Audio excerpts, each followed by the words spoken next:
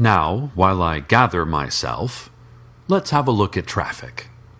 Oh, wow. Well, that looks pretty good. Yep. Yes. Okay, not too bad there either, I see.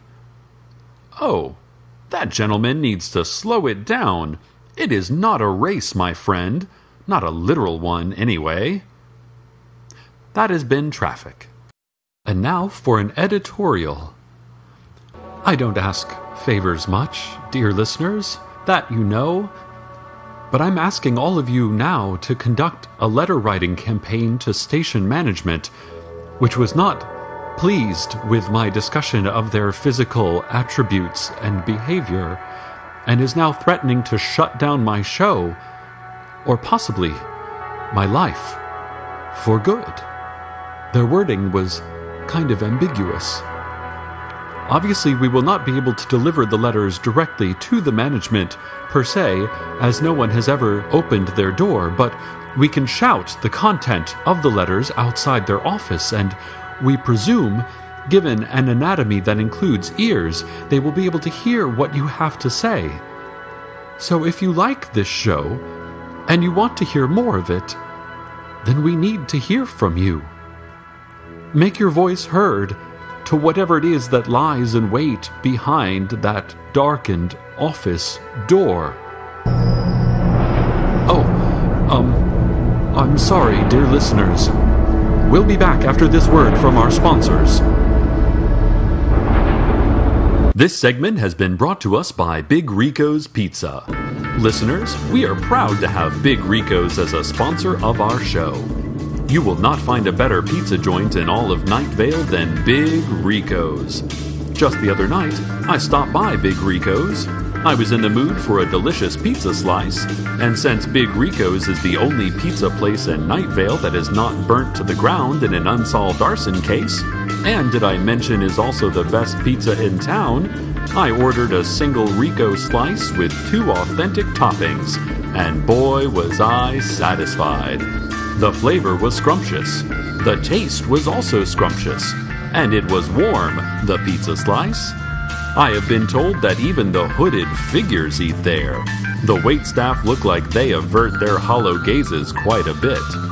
Even the city council offers its ringing endorsement of Big Rico's. All Night Vale citizens are mandated to eat at Big Rico's once a week.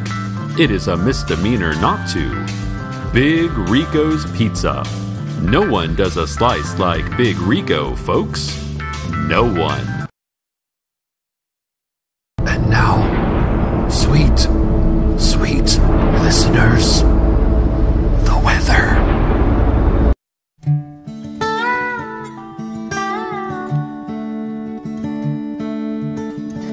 We stopped for peaches, a little roadside stand. Man said his name was Bill. I said I'm Chuck and this is Annie.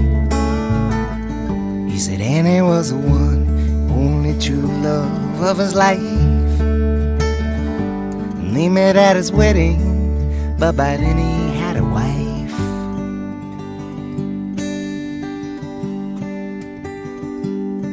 And it was during the reception in the spring of '64.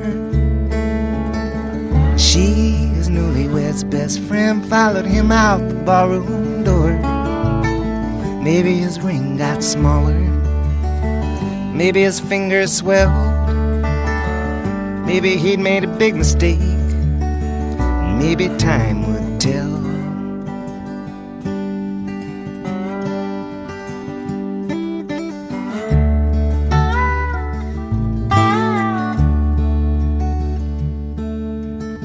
Bill asked, do you feel what I feel? And Annie said, I do. Bill was at a loss, wondering now what should he do. Well, he did what he had to. He'd just taken a wife. She would take good care of him for the rest of her life.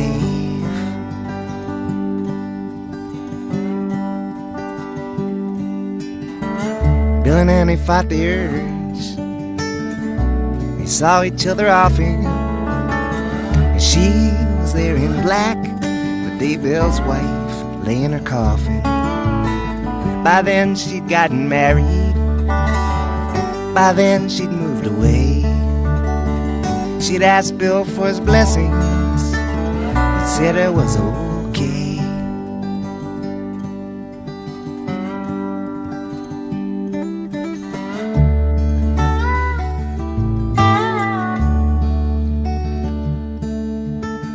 Bill said, taste the peaches, cut us each a slice.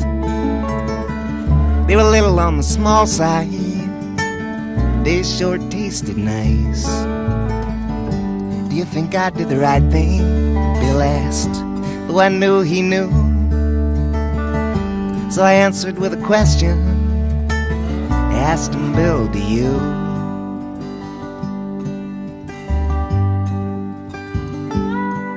He said, Annie, pleased to meet you.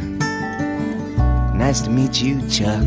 And Annie and I, we drove away in Annie's pickup truck with a box of 20 peaches and a homegrown tomato too, and a couple of things to think about, and every now and then I do.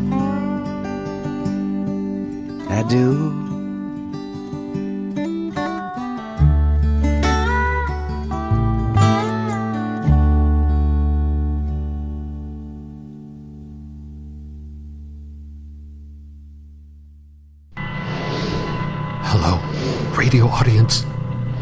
I come to you live from under my desk, where I dragged my microphone and am currently hiding in the fetal position. Did you write letters? Maybe you should not do this anymore. Station management has opened its door for the first time in my memory and is now roaming the building. I don't know exactly what management looks like, as that is when I took cover under my desk, and I can only hope that they are not listening to what's going out right now, or else I may have sealed my fate. I can hear only a kind of clicking footstep and a faint hissing sound, like releasing steam. An intern went to see what management wanted and has not returned. If you are related to Jerry Hartman, afternoon board operator at Night Vale Community Radio, I'm sorry to inform you that he is probably dead, or at least corporeally absorbed into management permanently. Jerry and Chad, the interns, will both be missed, but we will surely see them in the Thanksgiving Day Dead Citizens Impersonation Contest, which this year will be in the employee lounge under the Night Vale Mall from 11 a.m. to 9:45 p.m. There will be a cash bar and 2 twister boards. I'm going to see if I can make a break for the door. If you don't hear from me again, it has truly been a pleasure. Good night, Night Vale, and goodbye.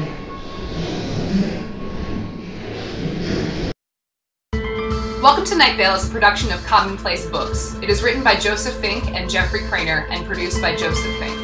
The voice of Night Vale is Cecil Baldwin. Original music by Disparition. All of it can be downloaded for free at disparition.info. This episode's weather was Bill and Annie by Chuck Brodsky. Find out more at chuckbrodsky.com. Check out commonplacebooks.com for more information on this show, as well as our books on the unused story ideas of H P Lovecraft and what it means to be a grown-up. Today's proverb: there's a special place in hell. It's really hip. Very exclusive.